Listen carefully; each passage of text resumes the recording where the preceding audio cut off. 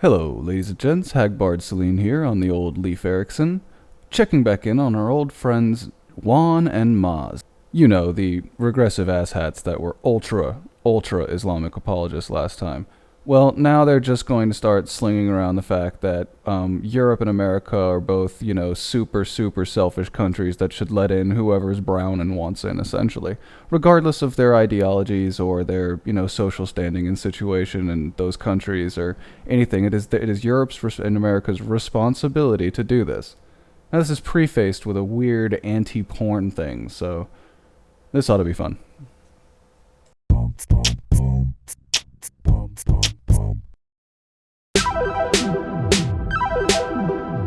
No, we shouldn't. We shouldn't do that at all.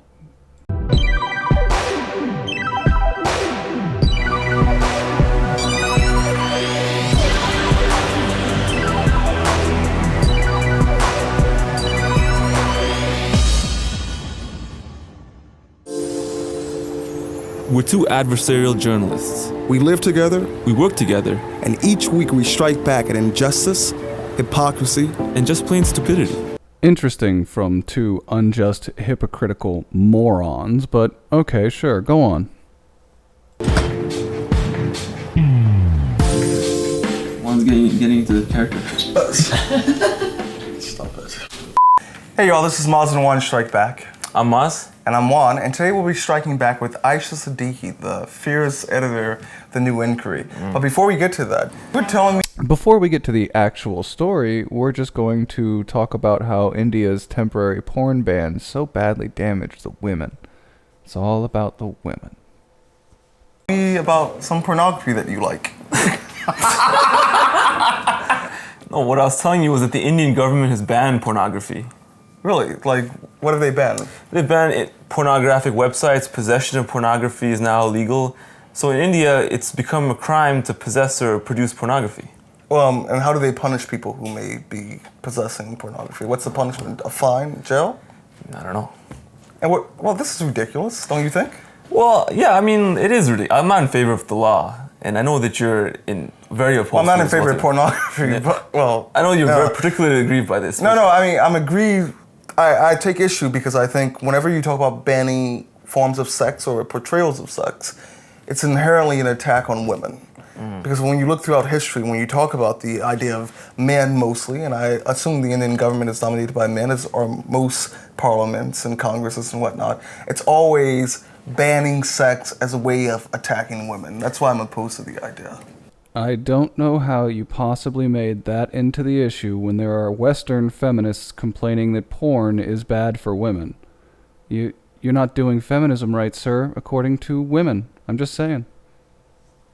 Yeah, I'm also opposed to the law, but I think that in the context of India, you have to look at the context of the country as well, too, because India was a country which was under colonialism for several hundred years. What the fuck does that have to do with apologizing for regressive laws in a country? I don't... And for the first time in Indian history, these sort of Hindu nationalist politicians have taken over the country, and then they've all been the majority in the country as well, too. Yeah, but let me finish. Okay, all right. So throughout colonialism, they had no control over their country. They had no control over the way it was administered, the cultural values that were imported to the country. And they woke up one day and they realized that they were inundated with all this Western culture, some of it which they would not ever... Sex isn't Western culture. But they view it as pornography as a particularly for Western form of sexual consumption. So, ironically backwards for a group of people that wrote the original manual on bizarre and fulfilling sexual positions, as well as decorate all their goddamn temples with what could be construed as, in most civilizations, pornographic imagery. But okay, go on. Your apologetics is valued, I'm sure. to them, and now let me finish. To them, they never approved of this. They found it something that was offensive to their values. So for the first time in their history, they've been able to impose populist values back on the country. You know, the same thing could be said of some of the most oppressive dictators in the world, right? It's usually populist values that oppress the minority. I mean, you should know that, considering the supposed topics you cover in these things. So they view it as a sense of reasserting their national identity. Fair enough. I can understand that argument, because I remember having a discussion with a woman who's Jamaican, and we were talking about how Jamaica tends to have a very anti-gay, anti-LGBTQTI, I think it's the appropriate acronym now, stance. And she said, well, you can't come in here and insert and impose your Western values, but this isn't just about Western values. So you know what I mean? This isn't just about, I mean, that may be the response, but if you are being anti-gay, anti-lesbian, anti-trans, there's something wrong with that. No, there's not. You're the one who's a cultural relativist. You can't possibly say that there's something wrong with that and be intellectually honest, you disingenuous fuck. This isn't just about me trying to tell you how to live like I live in New York City. It's about me telling you or trying to alert someone to the idea it ain't cool to be like banning gay people, just like in India, to be telling people what they can and cannot watch. But all that's fine in places like Iraq and Saudi Arabia and Afghanistan and all the Muslim countries, right? Because don't attack the poor Muzzies. They're poor people. Their culture's under attack, and the Western imperialism destroyed it all. You guys are such fucking flip-floppers, it's disgusting. I personally agree because, I live in the West, that's the way I think about things. But they have a different way of looking at things. And I'm not in favor of Hindu chauvinism. I'm Muslim. I would not do very well under that system. That's why they gave you Pakistan, dummy. Yeah, I know. Then why are you talking like this? Well, because you have to look at things from people's perspective. And I don't agree with it. I don't like the Modi government, but I do realize that these people who are post-colonial governments, and not just in India, places like Iran and even Pakistan as well too, they've had the same sort of reaction. They woke up one day in their country which they didn't recognize anymore, and they had to sort through all this clutter which has sort of inundated their countries over the period of colonialism, and some of it we're not going to like, and we're not going to end up liking it probably in the future as well. This from the same fuckers that would be pissed if Europe did something similar and kicked people out. The same people that are going to complain about Europe and America being frustrated about a rapid shift in their populaces are now saying it's the right of the people who did it because I guess they're supposedly minorities, even though they're not. We may not like it, but that doesn't make it right. You agree with that? I'm not saying that's not right. No one's saying it's right. I'm personally opposed to it, but I'm saying that I don't think this hegemonic dictating to Indians, what you should and shouldn't like. This is kind of like, just shut up. Like, this is like, let them run their own country the way they want. Fair enough. And yet, for some reason, again, you only feel this way when the people are brown. I think we agree more than we disagree with the idea that Western countries should not be dictating the people like, oh, you should do this, you should do that. But people that move to Western countries have every right in the world to dictate that these Western countries do this or do that, right?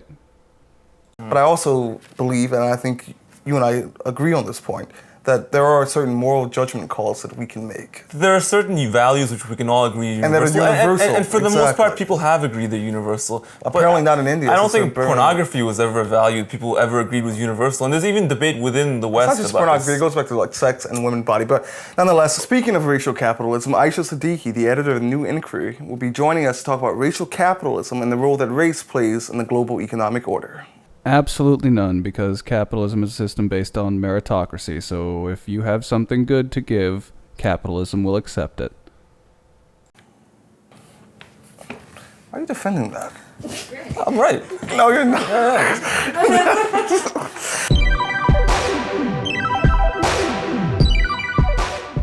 Back to the clown show.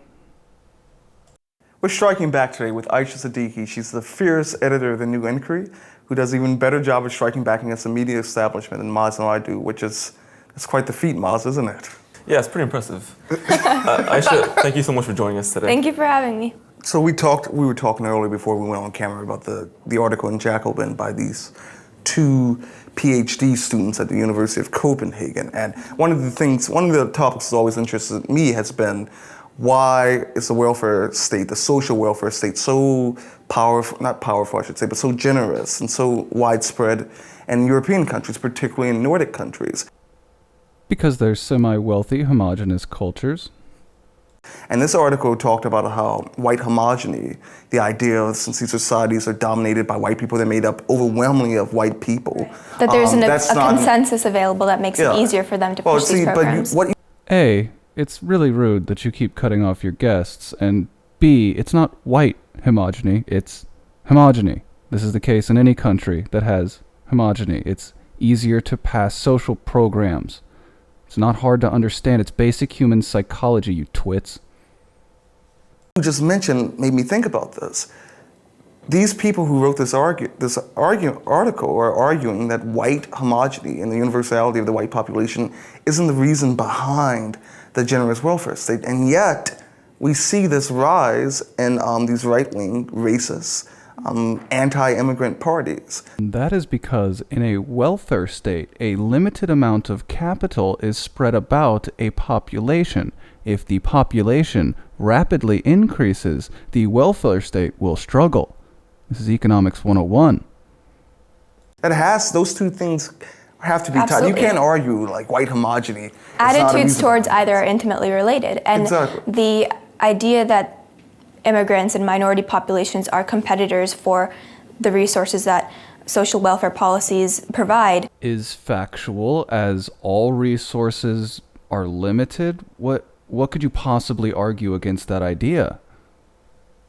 Is a major part of the political platforms of many leaders that are now coming into power, enabled mainly by people who in previous decades would be associated with, slurs against Jewish people, the Romani populations, against Muslims especially now. Oh, sure. It's all about the fact that they're neo-Nazis, right? It's got nothing to do with the fact that there are actually normal people involved in these parties that understand the economic disparity that's going to come from this, the insular environments that these incoming populations want to live under, and actually have seen the slow implementation of Sharia law in several places. They have every right to tell you to go the fuck home. It's interesting to see how anti-Muslim and anti-immigrant rhetoric has been married to anti-austerity and pro-social welfare. Yeah, I'm sorry, what do you want to say? Well, I was going to say that I think that a lot of the durability of these welfare states as well too is based on this ethnic homogeny, because the sacrifices that are entailed in creating these welfare states at higher tax rates, they necessitate you viewing the beneficiaries as your same people, or the people who are benefiting from them. People who look like you. It also doesn't help to know that these people have lived in the country for a significant amount of time to pay into a welfare state. These people are literally walking into Nordic countries and saying, "Gimme welfare." They haven't worked in these countries. They may not ever work in these countries. They may not ever learn the language. But they're damn sure going to demand the social welfare that they were promised if they fled, quote unquote, to these countries. Who look like you. Your neighbors. When there's like an ethnic or a generational difference in race, between different people and demographics within one society, people are less willing to pay higher taxes to pay for the next generation's social welfare, or the previous generation if there are different races than them.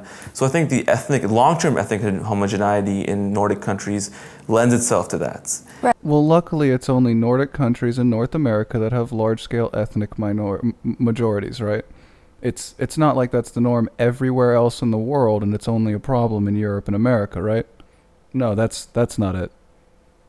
And I think it's not even necessarily something to do with whiteness per se, because in many Gulf Arab countries, they have very generous, what you'd call social welfare states for those who are nationals of their country. But if you are... But they very aggressively police who gets to be national of the country.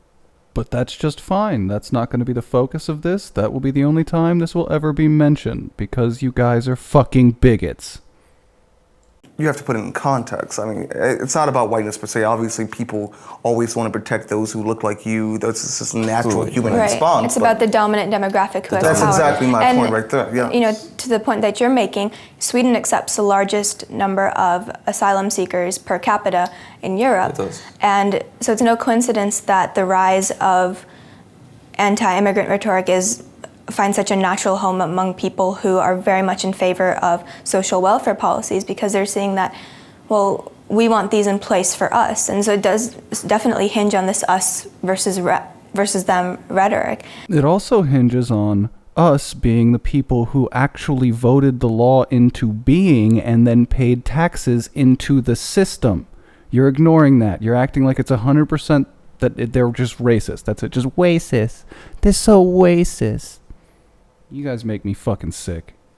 And one of the things, like if you look at America, the Social Security Act, when that was first implemented by the FDR, the New Deal, domestics. They didn't say that black folks couldn't get this. They said domestics and people who work on farms and whatnot. And black folk were disproportionately represented in those careers at that time and those job fields at the time. They were doing that because they knew that they would have difficulty passing it amongst the white Southern Democrats in the Senate because white folks don't want to give those sort of benefits. It really is that simple. I mean, It's not nearly that simple. It had to do with the ability to calculate one's income as opposed to one's housing's cost. Most of the time when one worked in a house, one actually lived in the residence. It was very difficult to calculate that cost and not have people tweak the numbers. Migrant farm workers are thusly migrant. It's very, very difficult to calculate accurate Social Security for that. Not to mention the fact that about 2/3 of all farm workers at that time were white Southerners. Poor white Southerners. Stop being stupid. Stop revising history. and that's why the trope of the quote-unquote welfare queen, the black mother... Even though the first welfare queen, actually, she was white. Of course, and white people are the largest recipients, and white people are the largest recipients of welfare in the United States. But in political rhetoric, it is the stereotype of the black recipient of welfare that has been so effective in garnering support against welfare programs. Absolutely. I was going to say the exact same thing about the welfare queen. Which one? About her being white? No, about the fact that Slate article? The racial coding of rhetoric around social welfare programs, Reagan, using talking about the Yes, welfare queen, exactly. the big black buck buying the steaks and T-bones and driving a Cadillac. Right. Yeah. Right. And even, many social infrastructure projects, they're by definition meant to benefit those at the bottom rung of the economy. Right. And in most cases, those are people who are new to the country, the refugees or immigrants.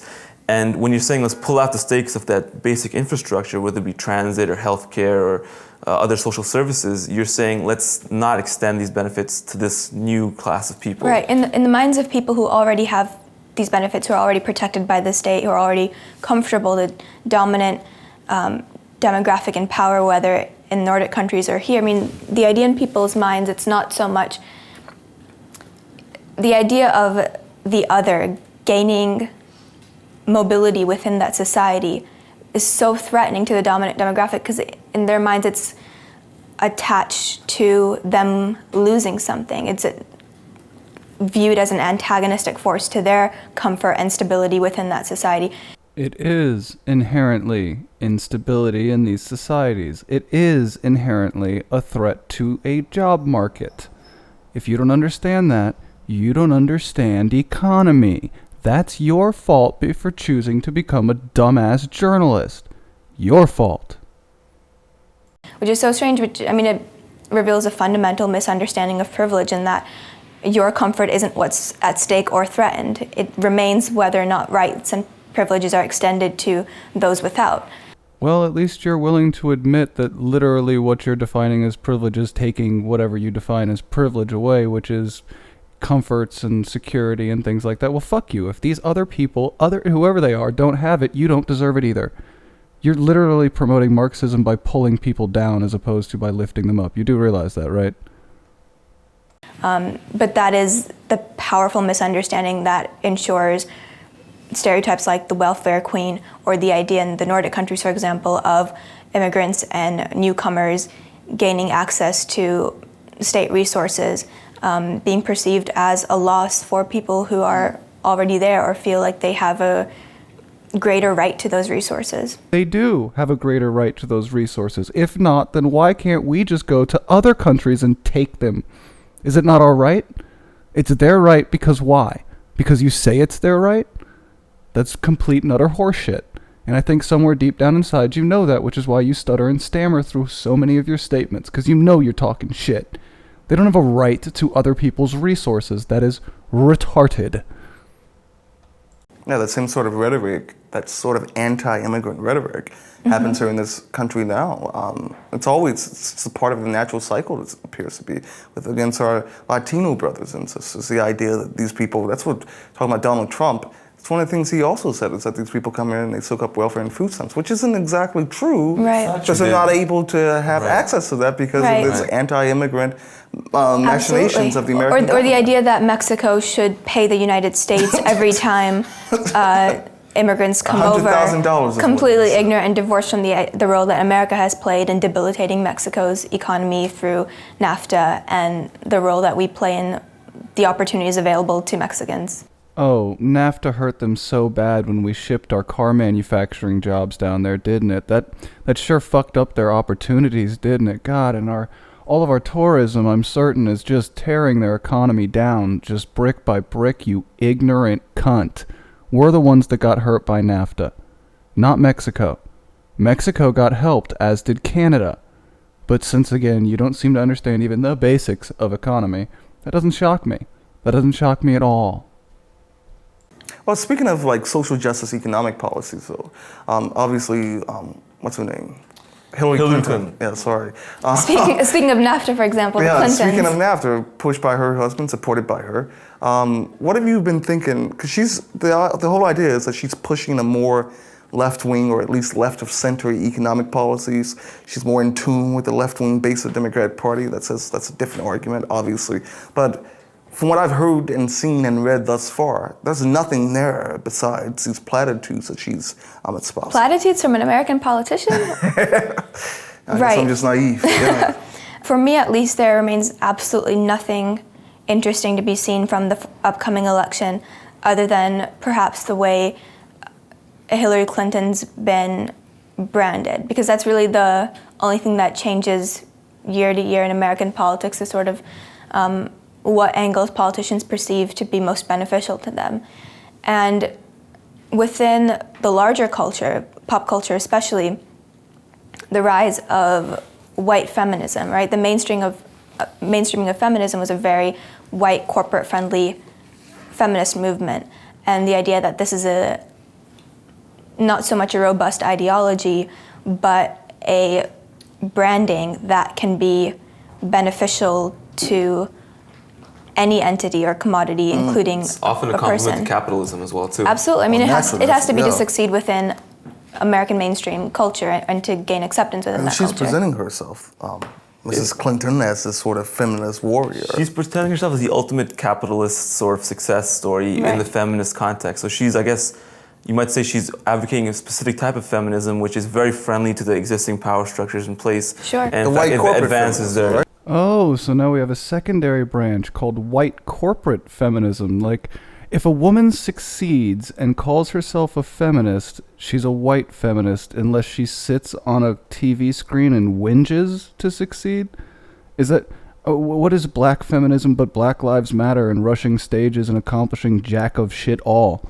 Because that's what it does so far. At least Hillary Clinton, as much as I dislike her, if she calls herself a feminist, is running to be fucking president. Just because she's white, it must be she's white feminist, because otherwise it's just archaic, nonsensical rhetoric. It's just bullshit you guys are spouting to use buzzwords. Kindly fuck off.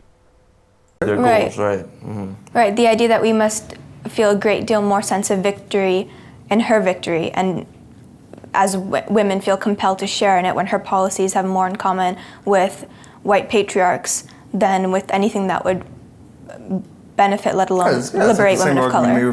Define a single piece of legislation that you think we could pass that would quote-unquote help specifically women of color. You guys are out of your fucking minds. You don't understand how legislation works, economy works, politics work, human psychology works. You just know how to jack your ideological dicks. That is all you know how to do. Ideological dick jackers.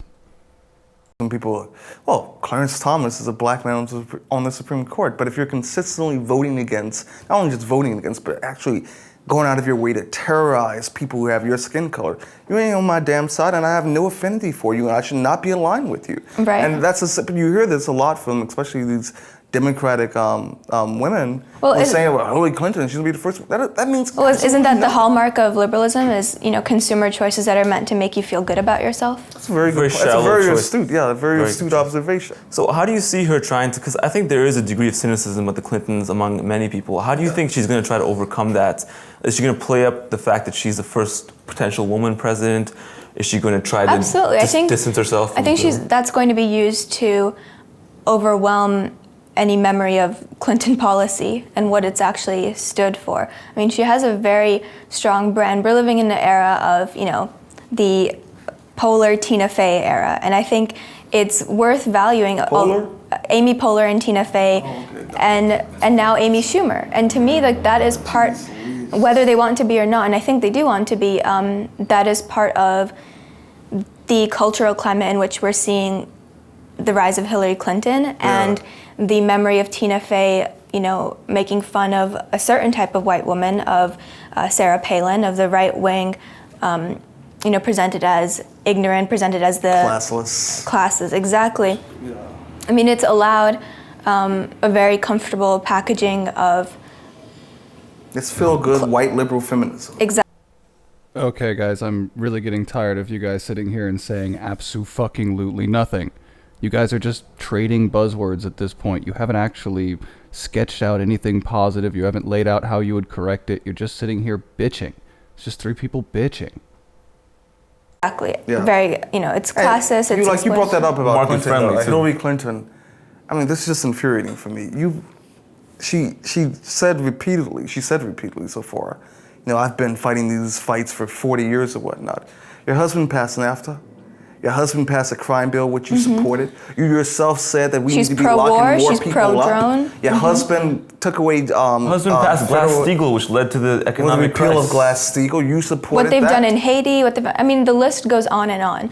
Your biggest contributors when you go off and you give these $200,000 speeches, it's Goldman Sachs and Merrill Lynch and all these Wall Street titans. You have the audacity to sit up here and talk about you fight on the side of justice. You're spouting drivel and you have no idea what it's like, what life is like out there for those people who aren't living in Chappaqua. She supported she's been a big proponent of American imperialism and the wars. That's one of the things that she ran on in 2008. She had to present herself as like this tough person because she thought that being a woman would be seen as weak and being facile. She's still taking a very hawkish line in many foreign policies. And don't get me started on gay rights either. I remember that interview with Terry Gross on Fresh Air. She's like, no, you haven't, Hillary Clinton. No. What is wrong with you? But so many people are buying this shit right now. Right. The short attention span of media cycles and the general amnesia assumed of the populace has always been useful to politicians, and white feminists have always relied on presenting their particular trajectories as one with a far steeper incline than may actually be the case. So there is a sense of... There's a real sense of you stumble stretching cause don't have any reason for words now. Oh. This victory being, or the idea of a Hillary Clinton victory being one that is... breaking that glass ceiling. Right, that's more earned, that she's particularly well deserving of. Yeah. But there's also, you know, simultaneously the idea of the temptation to withhold that victory from a Tracy Flick type character. The movie Election and the idea of hyper ambitious, for lack of a better term, you know, uppity blonde, right? Yeah. Who was very single-minded approach to her goals and aims, manages not to ever really endear her to other people. Yeah, I mean, so when we do have a discussion about Hillary Clinton, you can't have it without talking about the sexism that she will face. And she's always faced, and the discussion of her clothing, her pants, clothing, her of course, right? The way she's talked about is the way she talks.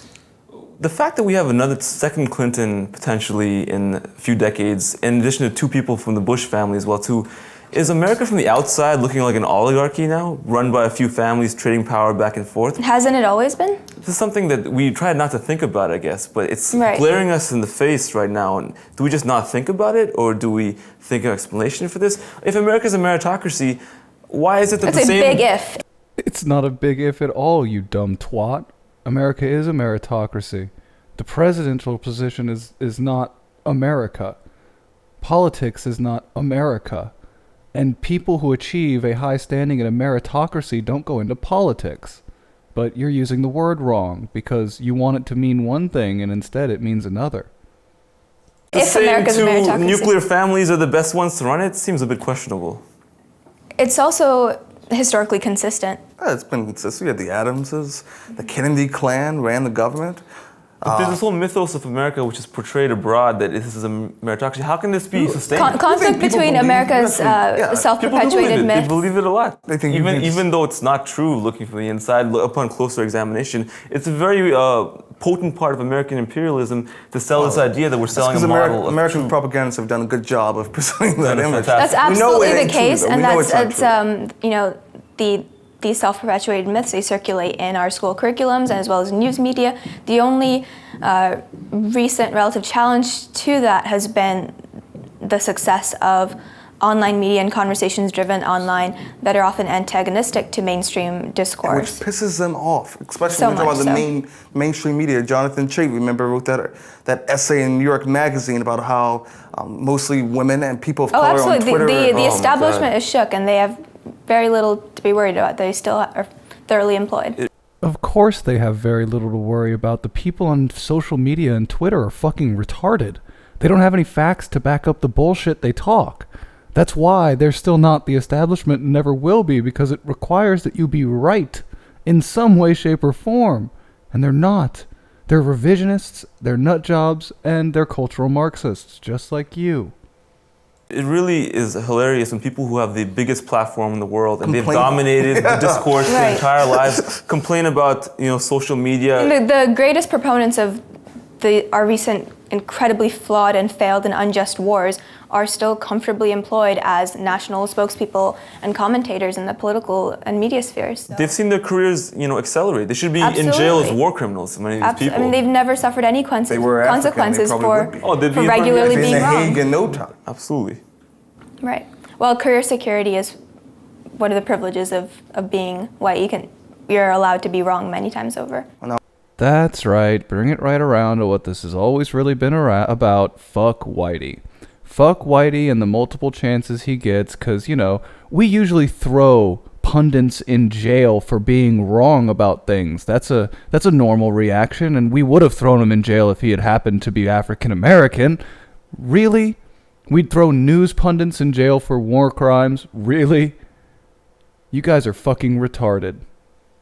Not only that, but also white mediocrity. I talk about this plenty of times, referring to, what's his name? Old boy at New York Magazine, Jonathan Chait. He's a horrible writer. And yet Thomas Friedman, I mean, the list goes on. I think the quintessential one is David Frum, who's a lunatic. David Frum, He's David a war Brooks, criminal. Interchangeable class of people. That dude's a nutbag. He has never seen his career impeded 1 inch, whereas he's responsible for destroying people's lives. He is a mediocre intellect at best. Well, one of the things I like about having this little TV show that we have now, a little TV show, it's going to be very popular in a second, is that our title is like Striking Back. You talk about people who have done horrible, putrid, disgusting things to the world. Dick Cheney always has a platform on Meet the Press, always has a platform on Face the Nation, on CNN, even on MSNBC sometimes and whatnot. And in the ideal world, these people would not. But since they live in this little bubble and cabal where everyone thinks like them, everyone writes like them, everyone does what they do. You go to some little cocktail-ass their right parties. to power is assumed. It's taken for granted. Yeah, you would think. It's Dick not Cheney something they is have an to compete authority. for or Dick justify. Cheney is a dumbass. I think they don't He's even also know. a criminal. He's an extremist. I don't think they even know how low they are because they live in this bubble where the people affected by their policies never get a chance to speak to them at all. Yeah. And they're only surrounded by sycophants and people who think like them, as you said. So the voices of people who are affected by them negatively never reach them. So it's as though they don't exist. The people who are affected I tell don't you, exist. one time I was dating this woman and she knew the grandson of Donald Rumsfeld.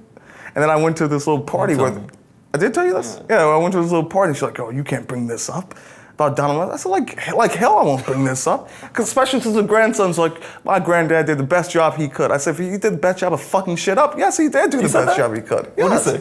Well, I got kicked out of the party. So, needless to say. But if Don Rumsfeld was my grandfather, I would be bragging about that. I'd be embarrassed. Very I'm so low embarrassed, down. Right. Yeah. Part of the job in being any sort of member of the media or quote unquote creative class or someone who works in writing and political commentary is constantly justifying your right to that space and your right to participate in that conversation. And the fact that the people we've been talking about as a class, as a pundit class, are isolated from that and their right to that space is taken for granted. I mean, that's what preserves their power, is the fact that it's never called into question. And it's often assumed that they are, the mainstream demographic are not biased because they're a neutral, Right, the assumed neutrality and the assumed objectivity of the white and wealthy is something that's long overdue to be recalled. Right. The presumed objectivity of the white upper class, you guys are crazy twats. Really, you guys make no sense. You throw buzzwords around, and frankly speaking, I'm just gonna speed this second portion up. I mean, you guys are a joke. Whereas people who are of color or women are assumed to have a biased perspective, which cannot render them I naturally impartial. have a bias. I have a bias in favor of Every justice. human being has a bias. There's no neutral human being in the world, and yet this is the basis of our entire media.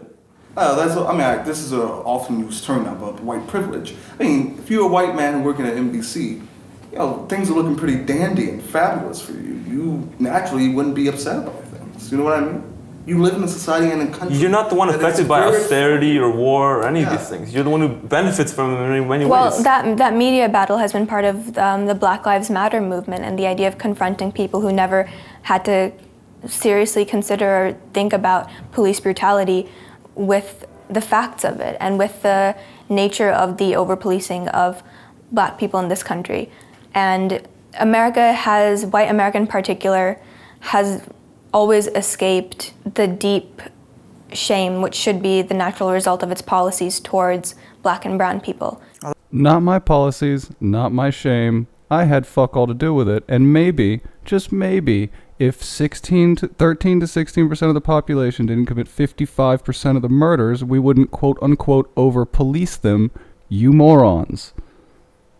That's a nice line. They've escaped the deep shame. I like that. Well, You would, you racist fuck. That'd be like you deserve to feel great shame because of what people do in Nigeria. It's awful. You should feel great shame for what people do in Jamaica right now, the terrible crimes that go on there. You should feel great shame for what happens in the inner cities of America, the huge drug trade, the sex trafficking, all of that. You should feel great shame for it because of your skin color, because you're black. Do you see how weird that is, man? the opportunity that Black Lives Matter presents them, hopefully, and what I'd like to see it continue to do is force non-Black Americans to seriously be confronted with that necessary and required shame. Exactly. Well, nope, all it's doing is pissing us off. Just a warning, that's all. Thank you. Well, I think we have to wrap. I was gonna wrap it up. Oh, okay. You can wrap it. Well, rock, paper, scissors it. No. Thank you, Ms. Siddiqui, Aisha, for joining Thank us. you for Editor of having the me. New Inquiry. It's been a pleasure as always. Thanks.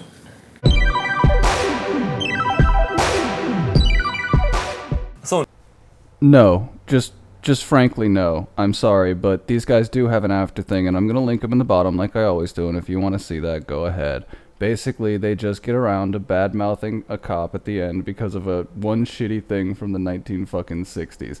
And then goes on to say Americans are obsessed with bureaucracy. Like, oh, I'm sorry, do you not like civilization? Then you can kindly fuck the fuck off to somewhere without a bureaucracy, huh? I don't understand these regressive types. They irritate the fuck out of me, and I just can't face it with kindness anymore. I mean, I hope you guys had fun. I'll catch up with you guys on Friday, and then I'll do a syncing and prepare that too. See you later.